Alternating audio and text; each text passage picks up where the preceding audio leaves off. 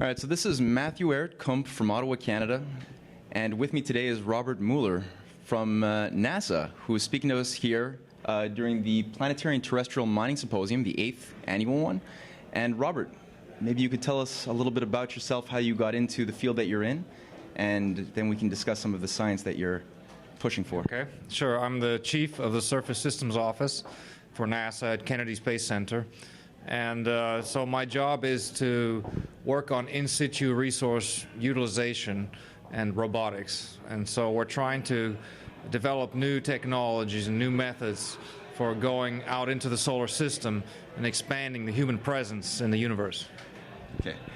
Now, could you tell us a little bit how it is that you see the necessity of an optimistic human society in the universe as a basis for economic development, and what your mission is to accomplish that?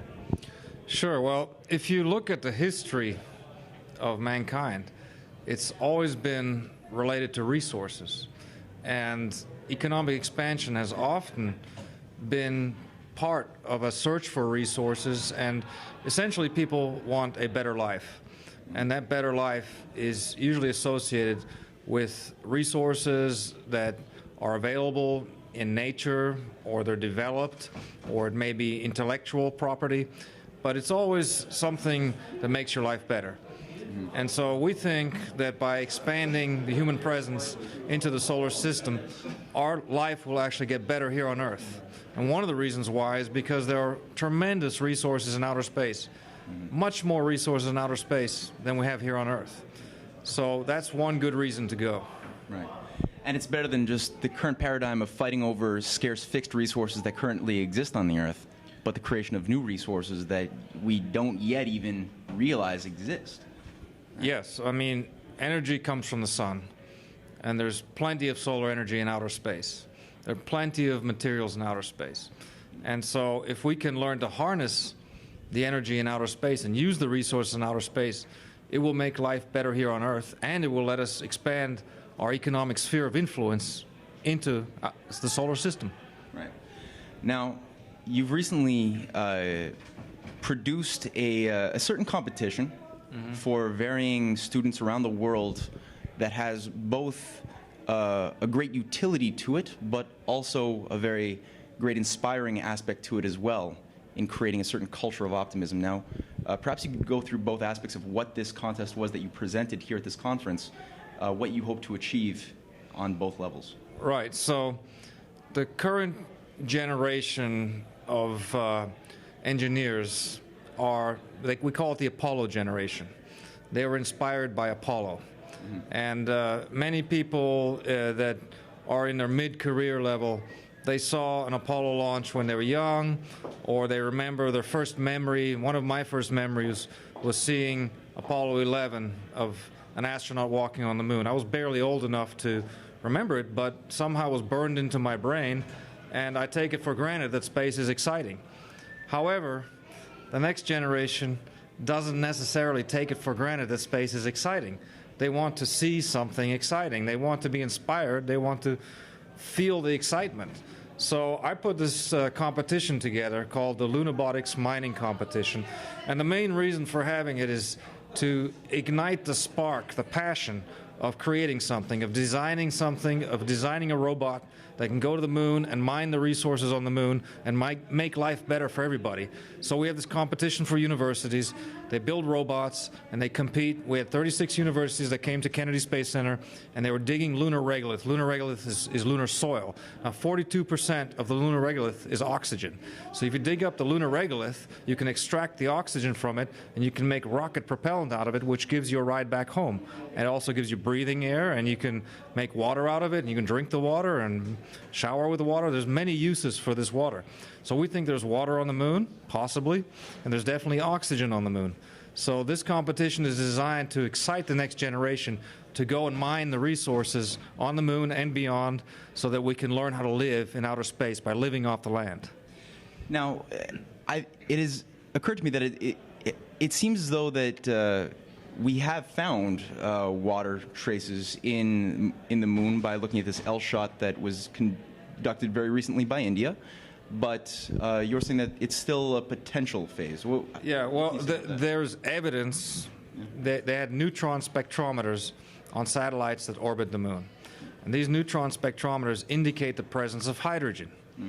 Now, we also had an American spacecraft, LRO-LCROSS was the acronym, and it was an impactor. It impacted a stage into the moon, into a crater, and there's these permanent shadowed regions in the craters that have never seen sunlight in billions of years. And so we think that this is called a cold trap, and we think that these volatiles, things like water and carbon monoxide and possibly methane, have collected in these cold traps because they've been bombarded. The moon has been bombarded over these billions of years by meteoroids, and it's collected in these cold traps. And so the LCROSS mission showed evidence of water in the plume. So we think there's water on the moon.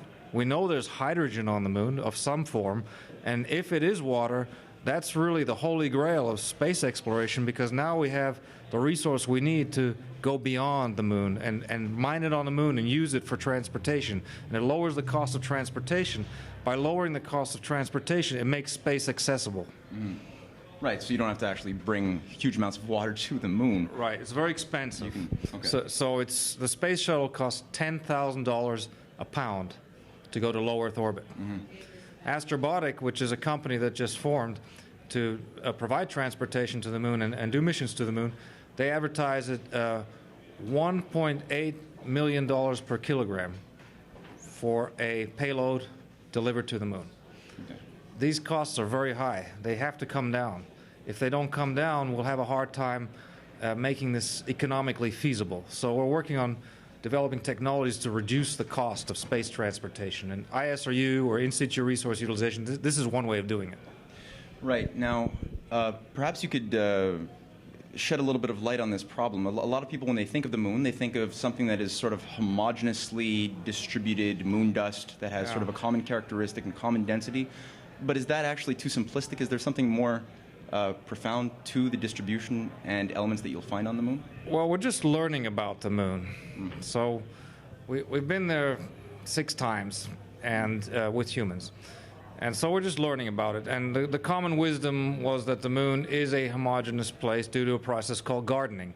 So these meteoroids, they come in, they bombard the moon, and over the billions of years, it's just stirred up all the regolith and pounded it into tiny little particles. So it is fairly homogeneous. But every time we go, we get surprises, and we learn more. So when you go prospecting, usually you find that there's minerals in one region, not another region. There are local differential things that happened, and so we don't really know. We need to go. We need to go with a ground truth mission, and we need to discover what exactly the resources are on the moon, and then we can make a plan on how to use those resources. Right. Now, perhaps you can go through some of the basic science, just for our viewers, pertaining to how do you extract some of these basic minerals from the regolith that's there on the moon. What processes do we have accessible, and what new discoveries or technologies can we yet implement that would allow us to make this happen? So there's many ways of extracting the resources. It's basically chemical engineering. Okay. Many different ways, and they're based on processes that are used here on Earth today. Now, the simplest one is melting ice. So everybody knows what that is. If you find ice on the moon, water ice, and we go and dig it up, it won't exist on the surface because it would sublime into the vacuum of space. But maybe below the surface there is ice. So we can dig up the regolith and extract the ice, and then simply put it in an oven and melt it. And then we can purify it through distillation, and we have pure water. That would be the very simplest chemical process. Now, NASA's working on 3 chemical processes which have different yields. So hydrogen reduction is basically where you take the regolith and you cook it with hydrogen, and water vapor is the result. And you catch the water vapor, condense it, and you electrolyze it to make hydrogen and oxygen. That results in a yield of 1%. So for every 100 kilograms of regolith you dig up, you get 1 kilogram of oxygen.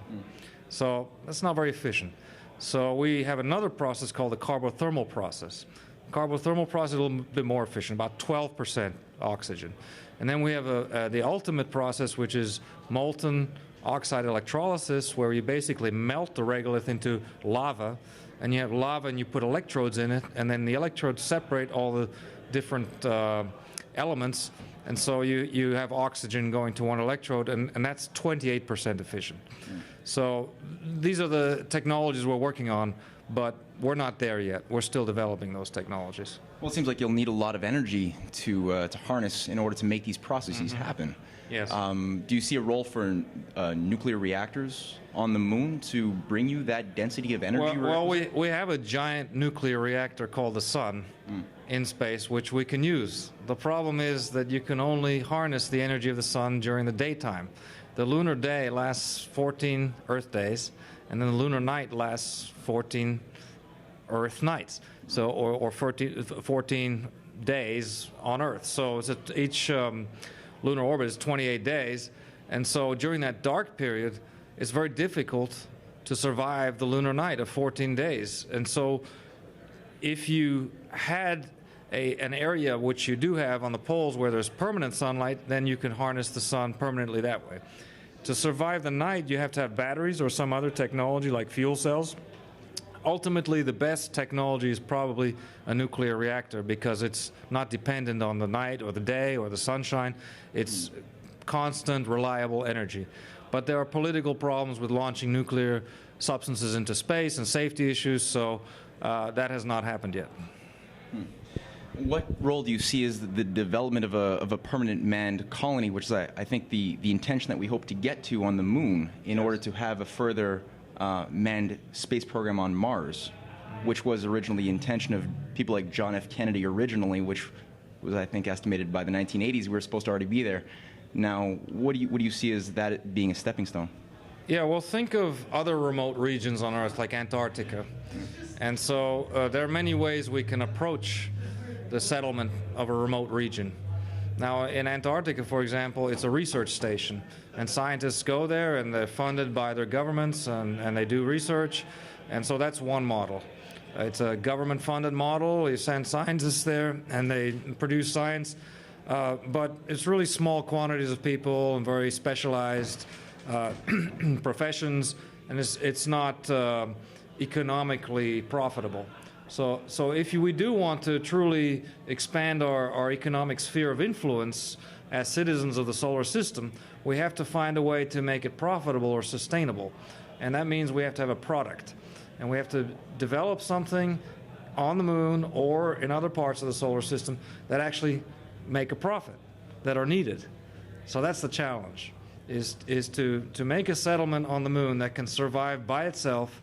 You have to have a product, a commodity, and you have to be self-sustaining, which means you have to live off the land. Otherwise, you'll be having these giant logistic trains, these rockets coming from Earth all the time that deliver your supplies. Now, in the short run, you can do that, but in the long run, you must find ways to live off the land. Right. I suppose in the long-term scheme of things, the idea of eventual terraforming of Mars has to also become a serious consideration that we no longer hear that much discussion about. Well, Mars used to have an atmosphere and oceans, and the evidence indicates there was lots of water on Mars with a climate, and so it was a healthy planet. And so what happened to Mars? That's the question. And was there life on Mars? What happened to all that water? What happened to the magnetic core? Did the magnetosphere disappear? Did the atmosphere blow away? Is the water still there, but it's frozen underground? These are all questions we're trying to answer.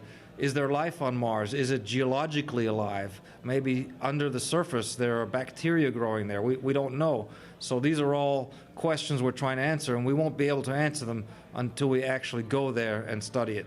Right, and that requires a shift in policymaking, too, from the current view, which is more of the bailout speculators on Wall Street and slash the budget and everything productive, towards something that actually puts money as a domesticated feature for human development of the future.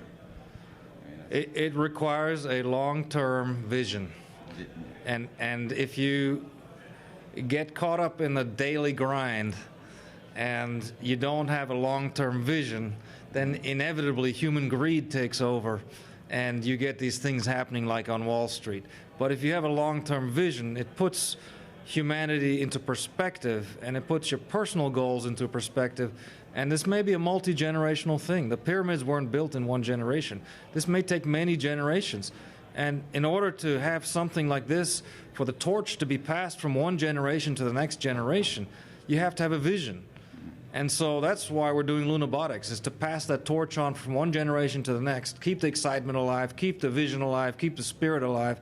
And ultimately, our destiny is to expand into the universe. I think that's just the nature of humans, is they're curious and they want to explore. Right. And no other species of animal that we've yet discovered in the biosphere can possibly contemplate what's the purpose of my existence in the grand scheme of things, and what can I do for my future zebra great-grandchildren. Not that we know of. So I think with that, I appreciate very much you giving your time for this interview, and I hope there's many interviews in the future to be had as well. Well, thank you, and thank you for coming to our conference, and it's been a great meeting. Thanks. Ciao.